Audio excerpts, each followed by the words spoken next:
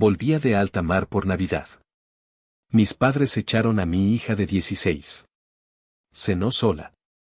A la mañana siguiente, mi carta metódica desató el infierno en la familia. El helicóptero descendía con un estruendo que me vibraba hasta en los huesos, una sinfonía metálica que, después de 28 días seguidos, se sentía casi como el silencio. Abajo, las luces de Ciudad del Carmen parpadeaban como una promesa de tierra firme, de una cama que no se mecía y de aire que no olía a sal y a diésel. 28 días. 4 semanas completas en la plataforma petrolera, un monstruo de acero anclado en medio de la nada en el Golfo de México, donde los días se medían en turnos de 12 horas y los únicos horizontes eran de agua y cielo. Estaba agotado. Era un cansancio profundo, no solo físico por el trabajo brutal, sino mental. La presión constante, las alarmas, la responsabilidad de que cada válvula, cada tubería, cada maldito tornillo funcionara a la perfección para que no voláramos todos por los aires. Era Nochebuena, y mientras mis compañeros bromeaban sobre el pavó y los romeritos que les esperaban, yo solo podía pensar en el peso de mis párpados y en el zumbido persistente en mis oídos.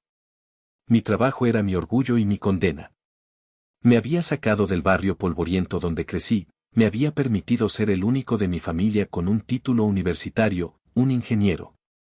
Me había dado el dinero para comprarles a mis padres la casa en la que vivían, para pagar la universidad de mi hermana Verónica, para asegurarme de que a nadie le faltara nunca nada.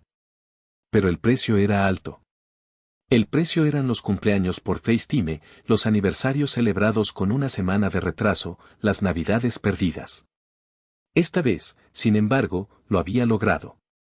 Había cambiado turnos, negociado con mi supervisor, casi vendido mi alma al diablo para poder estar en casa justo en Nochebuena. Mi hija, Clara, cumplió 16 este año. 16. Y acababa de sacar su licencia de conducir. Estaba tan orgullosa que casi flotaba. Insistió en que podía ir sola a la cena en casa de sus abuelos. Ya soy grande, papá. Déjame demostrarte que puedo. ¿Cómo negarme? Además, mi esposa, Adela, tenía que trabajar hasta tarde en el hospital. El plan era perfecto. Clara iría primero, yo llegaría directo del helipuerto a casa para darme una ducha rápida y luego los alcanzaría para el postre y el abrazo de medianoche. Una pequeña punzada de culpa me picó. Debería haber estado allí desde el principio, ver la cara de Clara al llegar, ayudar a mi madre, Graciela, en la cocina. Pero me consolé pensando en lo que este trabajo nos daba. Seguridad. Un futuro. La casa de mis padres, libre de hipotecas. Las facturas pagadas puntualmente, cada mes, sin falta. Yo no era un hombre de muchas palabras ni de grandes abrazos. Mi forma de decir los quiero era un depósito bancario, una transferencia, un problema resuelto antes de que siquiera supieran que existía. Yo era el pilar, el motor silencioso que mantenía todo en marcha. Y esta noche, por primera vez en mucho tiempo, el motor volvía a casa para Navidad. La puerta de mi casa se abrió a un silencio que no me esperaba. Eran casi las 11 de la noche, y esperaba encontrar la casa vacía, oscura, esperándome solo a mí. Pero una luz tenue se filtraba desde la sala. Y entonces lo vi. Junto a la puerta, el par de botas que le había regalado a Clara por su cumpleaños. Un poco más allá, su mochila de viaje, esa que usaba para las pijamadas, todavía con la cremallera cerrada, abandonada en un rincón como una pieza de equipaje perdido. Mi corazón, que había estado latiendo al ritmo lento y pesado del agotamiento, dio un vuelco. Un escalofrío me recorrió la espalda, una alerta que nada tenía que ver con las alarmas de la plataforma. Era el instinto de un padre. Avancé lentamente hacia la sala. Y allí estaba ella. Mi hija. Hecha un ovillo en el sofá, en esa posición incómoda que adoptas cuando intentas dormir pero tu cuerpo está demasiado tenso para rendirse. Llevaba puesto el suéter que había elegido con tanto esmero esa misma tarde, para que la abuela Graciela vea que bien me visto, había dicho. Estaba fingiendo dormir, lo supe en el acto. La conocía demasiado bien. Su respiración era demasiado controlada, sus párpados apretados con demasiada fuerza. El silencio en la habitación era denso, pesado, cargado de algo que no podía nombrar. Mi cansancio se evaporó, reemplazado por una lucidez helada. La adrenalina comenzó a bombear en mis venas, no la adrenalina de una emergencia en el trabajo, sino una mucho peor, una amenaza emocional que se sentía como una falla estructural en el centro de mi mundo. Me arrodillé junto al sofá. El olor a sal y a metal de mi ropa de trabajo de repente me pareció sucio, fuera de lugar en la santidad de mi hogar profanado. Puse una mano en su hombro, con cuidado de no asustarla. Clara, mi amor, mi voz sonó ronca, extraña. ¿Qué haces aquí? Abrió los ojos al instante. No había somnolencia en ellos, solo una tristeza tan profunda que me partió el alma. Se sentó lentamente, sin mirarme a los ojos. Se abrazó las rodillas, como si intentara hacerse más pequeña, desaparecer. Papá, su voz se quebró en un susurro, un cristal a punto de estallar. Dijeron que no había lugar para mí.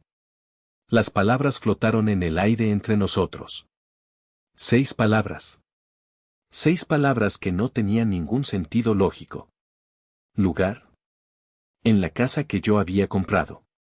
En la cena de Navidad de la familia que yo sostenía. Mi cerebro de ingeniero intentó procesarlo, encontrar una variable, una explicación, una falla en el sistema. Pero no la había. Solo el dolor puro y desnudo en la cara de mi hija. ¿Cómo que no había lugar? Pregunté, mi voz era apenas un murmullo, tratando de mantener la calma por ella, aunque por dentro una furia fría comenzaba a cristalizarse. Clara finalmente levantó la vista, y sus ojos estaban llenos de lágrimas que luchaba desesperadamente por contener. Llegué a tiempo, papá, te lo juro. Justo a las 8, como dijo la abuela. Hasta llevé las galletas que horneamos tú y yo la semana pasada. Se detuvo, tragando saliva, como si cada palabra le costara un esfuerzo físico inmenso. La tía Verónica y la abuela Graciela me abrieron la puerta. Pero, sus caras eran raras. Como si estuvieran sorprendidas de verme. La abuela dijo, ay, Clarita, no pensábamos que vendrías tan pronto. Y la tía Verónica añadió que la casa ya estaba llenísima.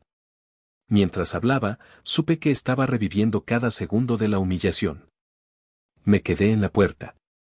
Nadie me dijo que pasara. Escuchaba las risas adentro, la música. Olía a pavó. La abuela dijo que ya no cabía ni una silla más, que lo sentía mucho. Miré por encima de su hombro y vi a Natalia, mi prima, sentada en mi sitio de siempre, en la cabecera, junto al abuelo Ramiro. Ahí estaba. La variable que me faltaba. Natalia, la hija de mi hermana Verónica. La niña por cuyo viaje escolar a Cancún, Verónica me había pedido una cantidad exorbitante de dinero hacía un mes. Una cantidad que me negué a pagar. No porque no pudiera, sino porque estaba cansado de ser el cajero automático familiar para sus caprichos, mientras yo me perdía la vida de mi propia hija. Nadie me ofreció llevarme a casa, papá. Nadie me preguntó si había comido. La tía Verónica solo se encogió de hombros y dijo, lo siento, sobrina, es que este año somos demasiados. Así que, me di la vuelta y me vine. Su voz se redujo a un hilo. Conduje a casa. No había nada en el refri para una cena de verdad, así que, me hice una tostada. Miré hacia la mesita de centro. Allí estaba la prueba del crimen. Un plato de papel con una sola rebanada de pan tostado, fría, ligeramente doblada. A su lado, medio plátano. Esa había sido la cena de Nochebuena de mi hija de 16 años. La hija del hombre que pagaba la hipoteca, la luz, el agua y el gas de la casa donde se celebraba el festín del que fue excluida. En ese momento, no sentí un arrebato de ira caliente. No. Como ingeniero, estoy entrenado para analizar fallas, para encontrar el punto exacto donde la estructura cede. Y lo había encontrado. Esto no era un malentendido. Era un acto deliberado. Un mensaje. Un castigo por mi negativa a seguir financiando sus vidas sin límites. Y habían usado a mi hija, a mi Clara, como arma. La abracé. La apreté contra mi pecho, sintiendo sus sollozos silenciosos sacudir su pequeño cuerpo. Olía a champú de manzana y a una tristeza infinita. Y mientras la sostenía, mi mente ya no estaba en el dolor. Estaba en la solución. Fría. Metódica. Definitiva. En mi cabeza, ya no había emociones. Solo había un problema que resolver. Y yo era muy bueno resolviendo problemas. No dormí, ¿cómo podría? Después de que Clara finalmente se quedara dormida, esta vez en su propia cama, me encerré en el pequeño estudio que tengo en casa. Adela llegó del hospital poco después, y le conté todo en susurros para no despertar a nuestra hija. Vi la misma furia helada reflejarse en sus ojos. No necesitaba su permiso, pero tener su apoyo incondicional era el cimiento sobre el que iba a construir lo que venía. Haz lo que tengas que hacer, Damián, me dijo. Estoy contigo. Me senté frente al ordenador. La pantalla iluminaba la habitación con una luz azul y fría. Por instinto, mi mano fue al ratón y abrí una carpeta en mi escritorio llamada Finanzas Familiares. No miré las fotos de Clara en la pared, ni los dibujos que hizo para mí cuando era pequeña. Abrí una hoja de cálculo. Filas y columnas. Números y fechas. Para un hombre como yo, los números no mienten. Son la verdad desnuda, desprovista de excusas y sentimentalismos. Y allí estaba, en blanco y negro, la historia de los últimos 8 años de mi vida. La primera pestaña se llamaba Hipoteca Casa Papás. Celda a celda, mes a mes, el pago puntual de una casa que ellos eligieron, en un barrio que les gustaba. Una casa a mi nombre, sí, pero que en mi mente siempre fue de ellos. Un regalo. Un total que ascendía a una cifra que haría palidecer a cualquiera. La segunda pestaña, servicios. Luz, agua, gas, internet de alta velocidad, paquete de cable con todos los canales de fútbol que a mi padre, Ramiro, le encantaban. Pagos mensuales, automáticos, directos desde mi cuenta. Tercera pestaña, gastos médicos. El seguro de gastos médicos mayores que les contraté cuando mi madre, Graciela, empezó con sus problemas de presión arterial. Las consultas con especialistas que su seguro social no cubría. Las medicinas caras. Cuarta pestaña, Verónica. Un registro más esporádico pero igualmente doloroso. La matrícula de su último año de universidad. El enganche para su coche. Préstamos que nunca fueron devueltos. Y luego, el recuerdo fresco de la llamada de hacía un mes. Damián, es que Natalia está devastada. Todas sus amigas van a ir al viaje de graduación a Cancún. Es una oportunidad única. ¿No podrías ayudarnos? Para ti no es nada. Mi negativa, educada pero firme, había sido recibida con un silencio glacial y un ya veo cómo son las cosas ahora que eres tan importante. Mientras miraba esos números, no sentía tristeza. Sentía una claridad abrumadora. Recordé las llamadas perdidas en medio del océano, las tormentas que sacudían la plataforma como si fuera una cáscara de nuez, el aislamiento, la soledad. Todo ese sacrificio, toda esa inversión de tiempo, salud y seguridad, se había traducido en esto. En una tostada fría y en las lágrimas silenciosas de mi hija. La ecuación era simple. Mi inversión, X, había producido un retorno, Y, de crueldad y desprecio. La ecuación estaba fundamentalmente rota. Y cuando un sistema está roto, no se le ponen parches. Se desmantela y se reconstruye desde cero. Cerré la hoja de cálculo. No había más datos que analizar. El diagnóstico estaba completo. Ahora tocaba diseñar el procedimiento correctivo. Y, al contrario que mi familia, yo no iba a improvisar. Iba a ser metódico. Preciso. Implacable.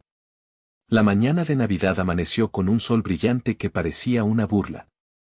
El mundo celebraba, intercambiaba regalos, se reunía en familia. Mi familia, la que Adela, Clara y yo formábamos, desayunó en un silencio tenso pero unido. Había una nueva solidez entre nosotros, forjada en la injusticia de la noche anterior. Después del desayuno, me senté de nuevo en mi estudio. No cogí papel y pluma para escribir una carta cargada de reproches emocionales. Eso sería darles el drama que anhelaban, la oportunidad de llamarme histérico o exagerado. No. Abrí un documento de Word. Elegí la fuente, Times New Roman, tamaño 12. Justificado. Profesional. Impersonal. El título era simple: notificación de cese de apoyo financiero y transición de propiedad. Lo estructuré como si fuera un informe técnico, dividido en secciones claras y concisas. Sección 1, resumen de apoyo financiero, periodo 2016 a 2024. En esta sección, no usé adjetivos. Solo hechos. Listé, punto por punto, los soportes que había proporcionado de forma ininterrumpida. 1.1. Cobertura total de los pagos hipotecarios de la propiedad ubicada en dirección de la casa, resultando en la liquidación de la deuda. 1.2. Pago recurrente de los servicios básicos, electricidad, agua, gas. 1.3. Pago de servicios de telecomunicaciones, internet, telefonía y televisión por cable. 1.4. Cobertura de póliza de seguro de gastos médicos mayores y costos médicos no cubiertos. 1.5. Apoyos económicos extraordinarios diversos. Sección 2. Incidente crítico y reevaluación de condiciones operativas, fecha, 24 de diciembre de 2024. Aquí describí lo sucedido con la misma frialdad. 2.1. El día 24 de diciembre, a las 20 horas, mi hija, Clara, apellido, se presentó en la propiedad para la reunión familiar navideña. 2.2. Se le negó el acceso y la participación en dicha reunión, bajo el argumento de falta de espacio. 2.3. No se le ofreció ninguna alternativa, alimento o medio de transporte, obligándola a regresar sola a su domicilio. Sección 3. Conclusión y plan de acción. Esta era la parte operativa. 3.1. A la luz del incidente descrito en la sección 2, se concluye que las condiciones de la relación familiar han sido alteradas unilateralmente, dejando claro que no hay lugar para miembros de mi núcleo familiar directo. 3.2. En consecuencia, a partir de la recepción de esta notificación, todo apoyo financiero detallado en la sección 1 queda permanentemente suspendido. 3.3. Siendo yo el único propietario legal de la vivienda, se les otorga un plazo de 60 días naturales a partir de esta fecha para desalojar la propiedad y encontrar una residencia alternativa. 3.4. Al final de este periodo, se iniciarán los procedimientos legales correspondientes para tomar posesión del inmueble. Lo leí 1, 2, 3 veces. No había una sola palabra de más. No había ira, ni dolor, ni súplica. Era un documento de terminación de contrato. Frío, lógico, irrefutable.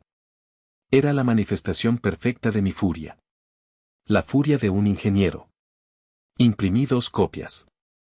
Metí una en un sobre. La otra la guardé para mis archivos. El plan estaba en marcha. Conduje solo. Adela se quedó con Clara, protegiéndola, creando una burbuja de normalidad en una mañana que era todo menos normal. El sol de la mañana de Navidad hacía que todo brillara, las calles estaban tranquilas, casi desiertas. Se sentía como la calma antes de una demolición controlada. Llegué a la calle de mis padres. La casa que yo había comprado. Se veía bonita, con las luces navideñas que yo mismo les había instalado el año anterior todavía puestas. Había varios coches aparcados fuera, incluyendo el de mi hermana Verónica. La fiesta, o sus restos, continuaba. Aparqué al otro lado de la calle. No quería un enfrentamiento. No era necesario. Mi método era más limpio. Crucé la calle, subí los 3 escalones del porche y, con un trozo de cinta adhesiva que llevaba preparado, pegué el sobre blanco y liso justo en el centro de la puerta, a la altura de los ojos. Un acto preciso, deliberado. Me di la vuelta y empecé a caminar de regreso a mi coche. La misión estaba cumplida. Pero entonces, el sonido de la puerta al abrirse me detuvo. Era mi madre, Graciela. Envuelva en su bata de felpa, con una taza de café en la mano, probablemente saliendo a recoger el periódico. Me vio. Su expresión pasó de la somnolencia a la sorpresa, y luego a una irritación mal disimulada. ¿Qué haces aquí tan temprano? Vienes a disculparte, parecía decir su mirada. Entonces vio el sobre. Frunció el ceño, se acercó y lo arrancó de la puerta. Lo abrió con un movimiento brusco. Sus ojos recorrieron la primera página. Vi cómo su rostro perdía todo el color. Se quedó blanca, como el papel que sostenía. Luego, sus labios se separaron, pero no salió ningún sonido. Y entonces, leyó la tercera sección. El grito no fue humano. Fue un chillido agudo, desgarrador, que rompió el silencio pacífico de la mañana navideña. Ramiro. Ramiro, sal ahora mismo. Mi padre apareció en la puerta en pijama, con cara de pánico. ¿Qué pasa, mujer? ¿Te has caído? Peor. Gritó ella, agitando la carta en el aire como si quemara. Este malagradecido. Tu hijo. Nos está echando a la calle. Ramiro me miró, con los ojos desorbitados. ¿Qué demonios te pasa, Damián? ¿Te has vuelto loco? Detrás de ellos, apareció la figura de mi hermana Verónica, con el pelo revuelto y una expresión de superioridad somnolienta que se transformó en confusión. No respondí. No había nada que decir. Mi carta hablaba por mí. Me subí a mi coche, arranqué el motor y me alejé lentamente. Por el espejo retrovisor, podía verlos a los tres en el porche, gritando, gesticulando. Mi madre me lanzaba insultos que podía leer en sus labios. Mi padre parecía a punto de sufrir un infarto. Verónica tenía el teléfono en la mano, segaramente preparándose para lanzar la primera oleada del ataque telefónico. Pero en todo su teatro, en toda su indignación, noté algo crucial. Ni una sola vez. Ni una. Escuché el nombre de Clara. No preguntaron por ella. No se preguntaron si su comportamiento de la noche anterior podría tener algo que ver. Su universo de víctimas autopercibidas no tenía espacio para la causa real. Solo para el efecto que ahora les golpeaba. El experimento había sido un éxito. Los datos confirmaban la hipótesis inicial. Y yo, con la calma de un científico que acaba de probar su teoría, conducía a casa, listo para la siguiente fase del procedimiento. Como había previsto, mi teléfono empezó a arder antes de que llegara a casa. Llamadas de mi madre, de mi padre, de Verónica. Números desconocidos que supuse serían tíos y primos movilizados para la guerra. No contesté a ninguno. Puse el teléfono en modo avión. La primera regla para gestionar una crisis es controlar las comunicaciones. Los días que siguieron a la Navidad fueron un curso intensivo sobre la anatomía de la manipulación familiar.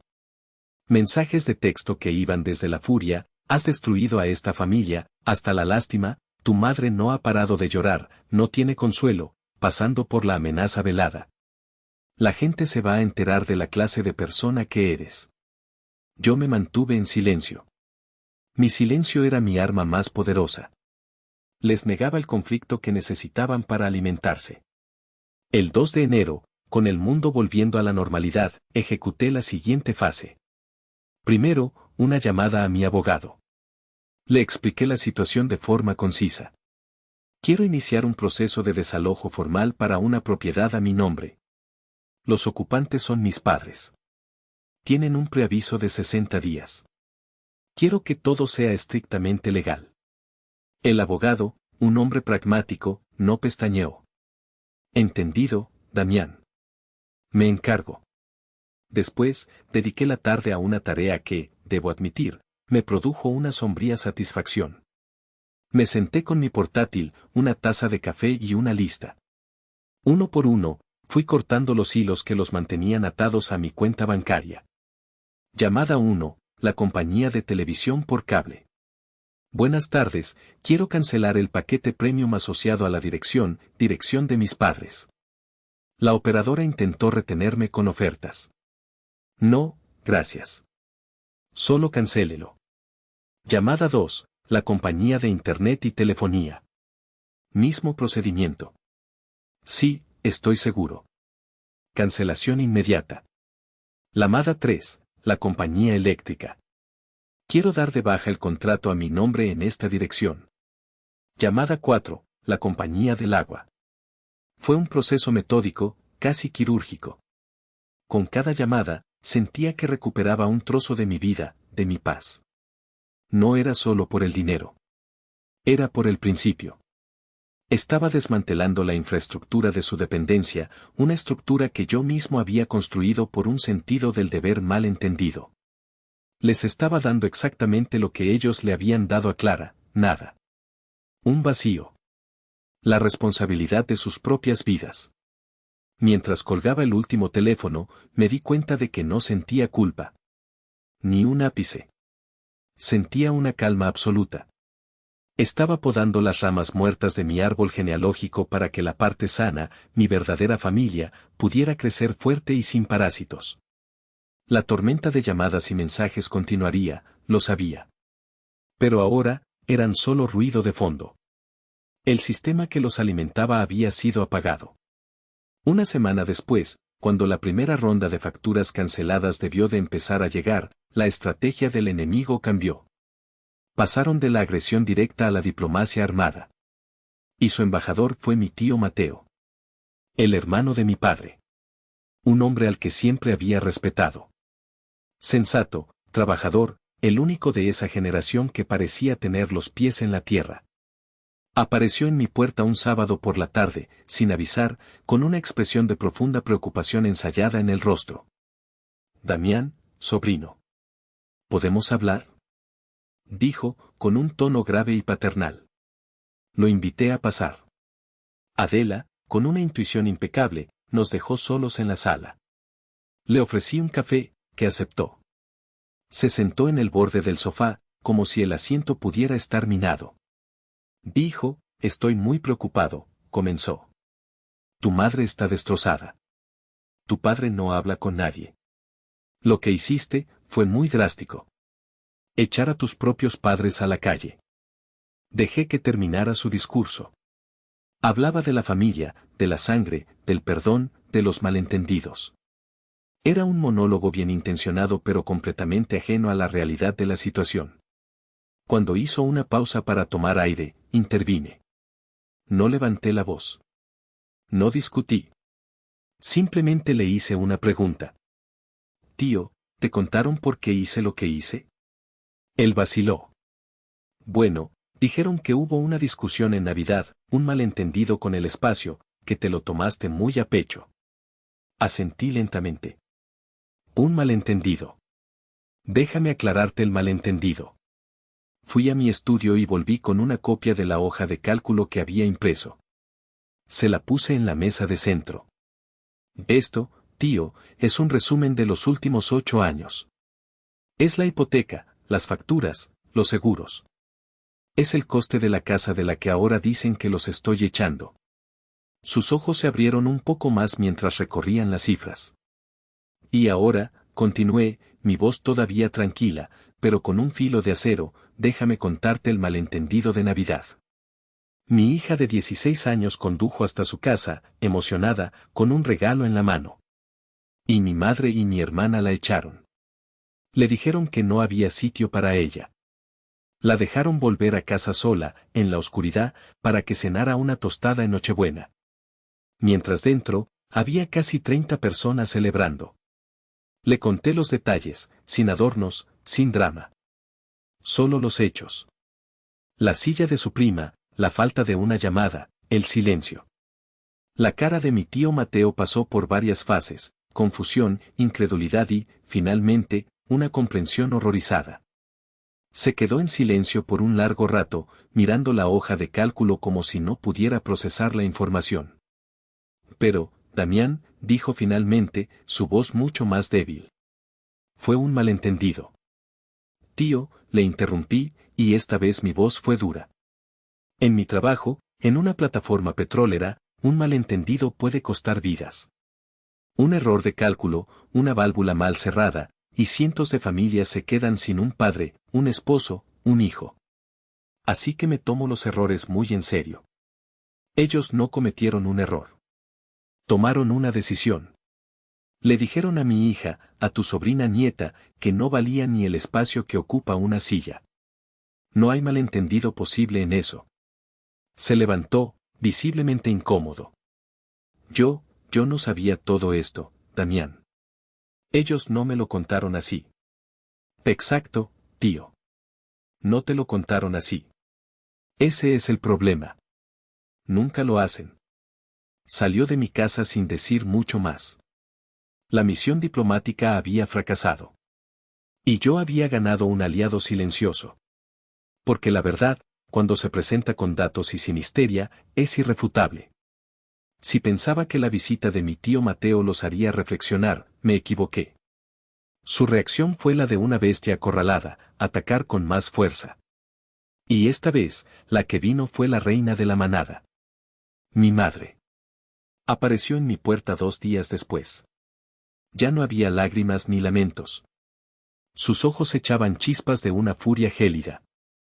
En su mano, arrugado, estaba el aviso de desalojo oficial que mi abogado les había enviado. Abrí la puerta y me planté en el umbral, bloqueando el paso. No la invité a entrar.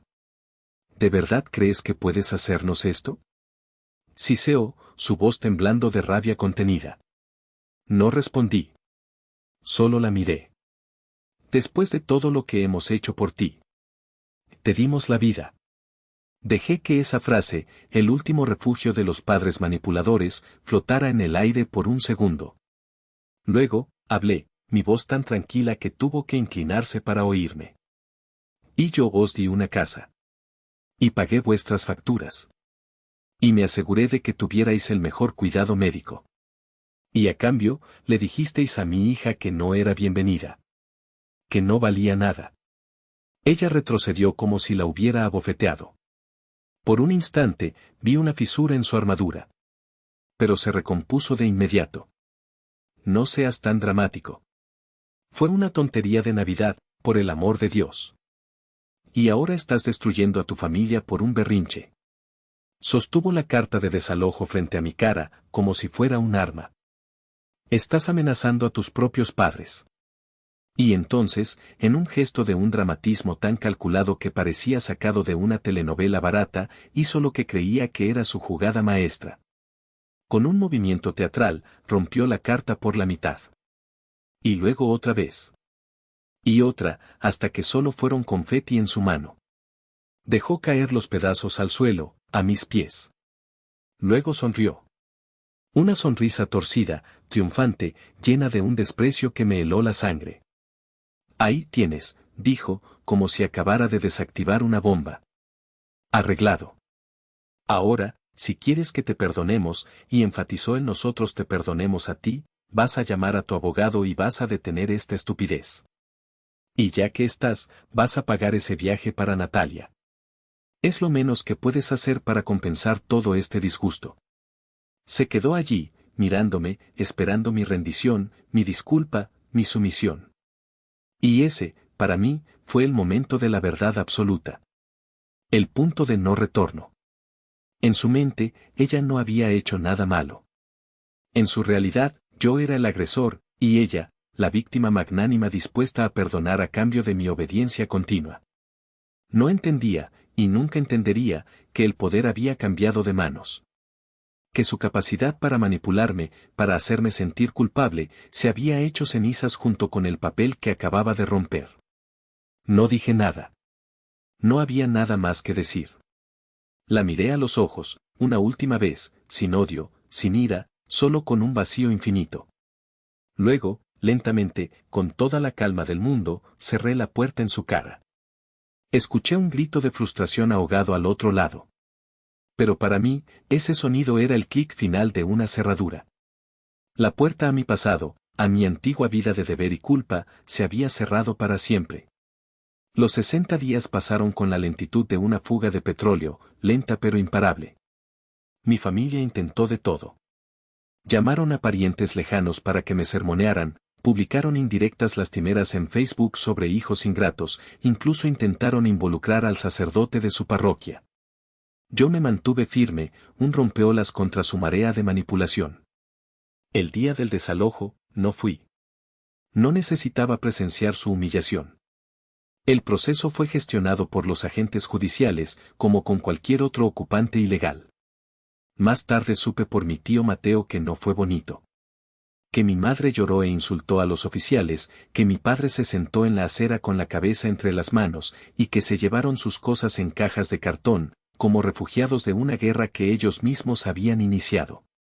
Como era de esperar, mi hermana Verónica, en una última y grandiosa actuación como la hija abnegada, los acogió en su pequeño apartamento. Su casa se convirtió en el cuartel general de la campaña Damián es un monstruo. Dio entrevistas a toda la familia, pintándome como un millonario sin corazón que había abandonado a sus padres ancianos por un capricho. Duró exactamente 3 semanas. Una noche, sonó mi teléfono. Era Verónica. Su voz no era arrogante ni acusadora. Estaba rota. Damián, sollozó. Ya no puedo más. No dije nada. La dejé hablar. Están volviéndome loca. Mamá critica todo lo que cocino. Papá se queja de que mis hijos hacen mucho ruido. Se niegan a compartir el único baño. Discuten todo el día. Me están consumiendo la vida, Damián. Hizo una pausa, esperando mi simpatía. No la obtuvo. Necesitan un sitio propio, continuó, su voz volviéndose suplicante. No tienen dinero para el depósito. Tú podrías al menos ayudar con eso. Por favor. Fue mi turno de hablar. Y cada palabra que dije había sido ensayada en mi mente durante semanas. No, Verónica. ¿Qué? ¿Cómo que no? Son tus padres. Sí. Y son los mismos padres que humillaron a mi hija mientras tú te quedabas mirando sin decir una palabra.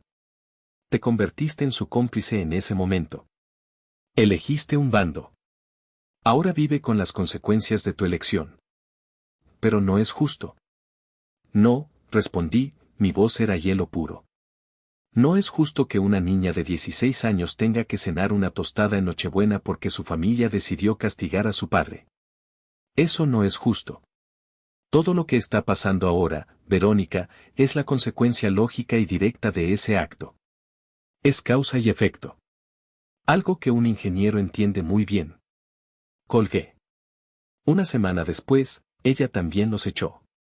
Aterrizaron en un apartamento de alquiler en la parte de la ciudad que siempre habían despreciado. 2 habitaciones, un calentador de agua que funcionaba a medias y una vista a una pared de ladrillos. Su pensión apenas les alcanzaba para la renta y la comida. Se acabaron las cenas fuera, los fines de semana en la playa, la ropa nueva. La casa, mi casa, la vendí en menos de un mes. No busqué sacar el máximo beneficio.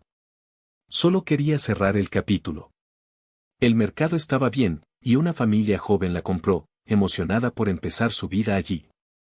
Una vida sin la toxicidad que impregnaba sus paredes. Ha pasado un año. Estoy en casa, en mi permiso de 4 semanas. El sol de la tarde entra por la ventana del garaje. Huele a aceite y a metal, pero es un olor bueno, el olor de algo que se está creando, no destruyendo. Estoy enseñando a Clara a cambiar el aceite de su coche, el que le compré con una parte del dinero de la venta de la otra casa. Sus manos están manchadas de grasa, tiene una arruga de concentración en la frente y está completamente absorta en la tarea. Se ríe cuando una gota de aceite le cae en la nariz. Es una risa limpia, feliz. La confianza que perdió esa noche de Navidad ha vuelto, pero ahora es más fuerte, más sólida. Sabe quién la respalda incondicionalmente. Sabe lo que vale. El resto del dinero de la venta está en un fondo de inversión a su nombre. Un fondo para su universidad, para sus sueños, para lo que ella quiera hacer. Es un dinero limpio, un dinero que ya no está manchado por la obligación y el resentimiento. Mi teléfono vibra sobre el banco de trabajo. Un número desconocido. Lo cojo, limpio la pantalla con un trapo y leo el mensaje. Espero que estés orgulloso. No hay nombre, pero sé perfectamente quién es. Es el eco de un fantasma, una voz de un pasado que ya no me pertenece. Hace un año, ese mensaje me habría provocado una punzada de ira o de culpa. Hoy, no siento nada. Absolutamente nada. Es solo ruido. Borro el mensaje sin contestar. Clara levanta la vista. ¿Ellos otra vez? Pregunta, sin rastro de ansiedad en su voz. Sí, respondo, mientras le paso la llave correcta. Ellos otra vez. Probablemente nunca pararán, dice, volviendo a su trabajo. Probablemente no, convengo. Pero ya no son nuestro problema. Y esa es la verdad. Ya no lo son. Le dijeron a mi hija que no había lugar para ella en su mesa. Así que yo eliminé cualquier lugar para ellos en nuestras vidas. No hay espacio para la crueldad, ni para el control, ni para la manipulación. A veces, en la soledad de la plataforma, mirando la inmensidad oscura del océano, me pregunto si fui demasiado lejos. Si fui demasiado duro, demasiado frío. Pero entonces vuelvo a casa y veo la sonrisa de mi hija, la paz en los ojos de mi esposa, la tranquilidad de nuestro hogar. Y sé que no destruí a mi familia. Salvé a la única que importaba. Hay estructuras que están tan dañadas, tan podridas en sus cimientos, que no se pueden reparar. Solo se pueden demoler para construir algo nuevo, algo más fuerte, en su lugar. Díganme ustedes, ¿fui demasiado lejos, o finalmente hice lo que tenía que hacer?